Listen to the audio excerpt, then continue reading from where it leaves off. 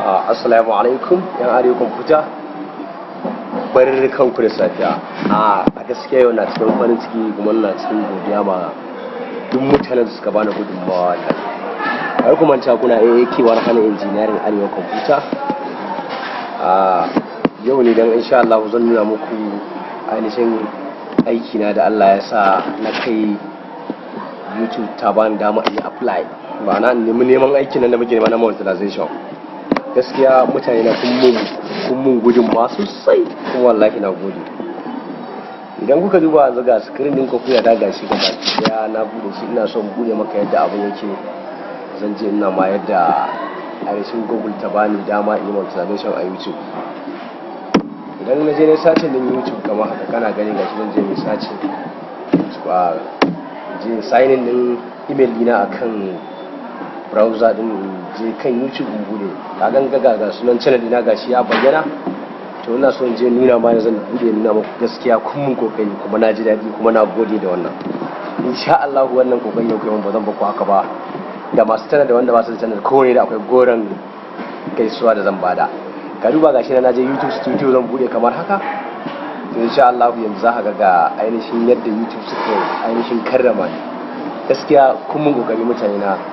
Ina da subscriber 1527 gaskiya na yi godiya na gode da sosai.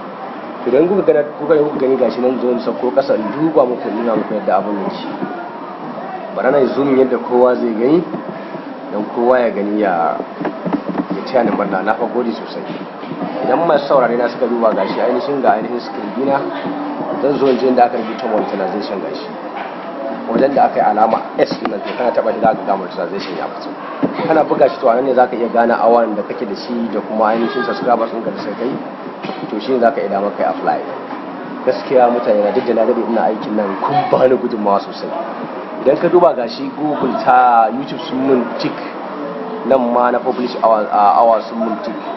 Idan ka duba ainihin ga abinda mutanen suke nema anan, suka ce ma grow your YouTube, ka girmar da channel ɗinka as YouTube pattern.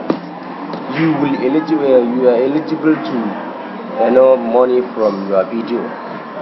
Get category super and more lining.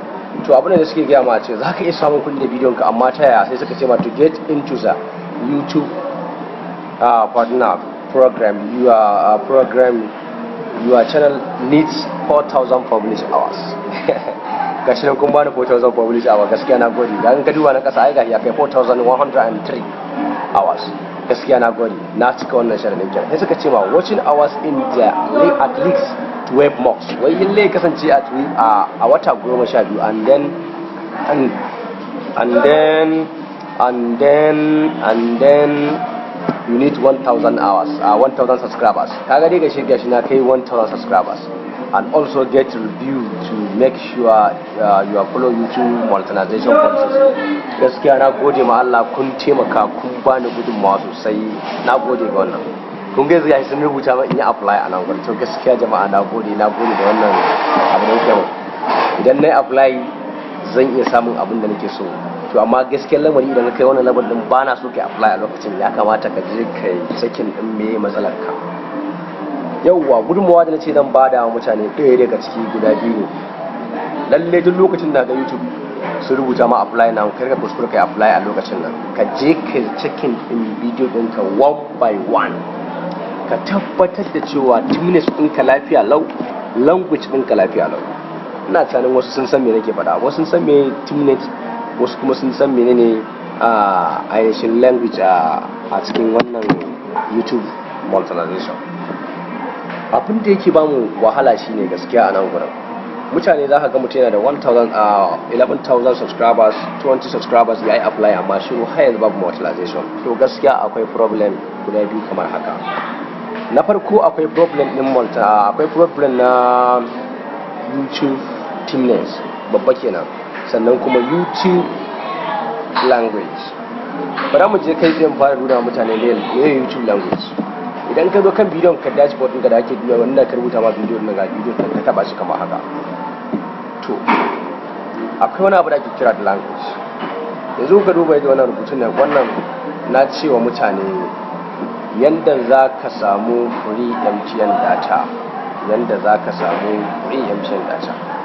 To ya aka yi nace da akwai language, dole kaga na yi amfani da Hausa language ne, ma'ana ba wai title din nake magana na Hausa ba, a'a shi ainihin lokacin nake operating din abin da me nake yaran me nake Hausa ne good in tafi cikin shiga. Idan tun da can ban yi ba kenan sai ka sako inda aka ce maka nan gurin more option din nan sai ka taba shi haka. To mutanen mu kula da kyau fa a gurin nan, lalle akwai language a gurin nan. Kun ga na yi amfani da Hausa, na zo na riga already na sa, da ban sa Hausa ba wajen more option din na sama da nuna muku, to wallahi za ga na ma red and arrow. To idan ka je kai apply duka bidiyon ka haka, to wallahi gaskiya ba su karbe ka ba, za su dawo da kai ba su ce kai gyara. Kamar yau kai apply in ka samu sama ma da kai a wata daya kuma kafin ka sake baka dama sai ka dawo wata daya ko wata biyu, kaga at least wajen wata 4 ko wata 3 kenan. Dan Allah ku kiyaye da wannan. Shi ya ake yana canja language, yani na rubuta Hausa nan kuna taba shi za ku ga language ne da yawa. Language inda kake da shi yare da shi gashi nan kun gan su da yawa. Shi ne nan gwani, amma da ke Hausa ne amfani da shi a nan gwani, da Hausa zan yi amfani. Sai na taba Hausa. Kana taba Hausa nan gwani je ka nan gwani ka zo kuma kai sai mun bari ka je kai sai dan abu kai sai. Da wannan nake cewa mu hada bidiyo na gaba da zan koya muku kusan me 2 minutes, dan fara muku highlighting 2 minutes saboda bana son bidiyo sai 2 minutes shi dai wani abu ne wanda yake shi ma wanda zaka duba ainihin dokokin YouTube, saboda idan 2 minutes ɗinka ma'ana bana da kake dorawa ta yi ba daidai ba, ta nuna ba daidai ba, so 2 minutes za su gaya ma ba ta daidai ba. Insha Allah kun ga kamar yadda website da yake, kun ga kamar yadda yake na insha Allah. To bidiyo na gaba insha Allah zan nuna muku da za ku ga yanki da 2 minutes, saboda gaskiya wayannan guda biyu suna da matukar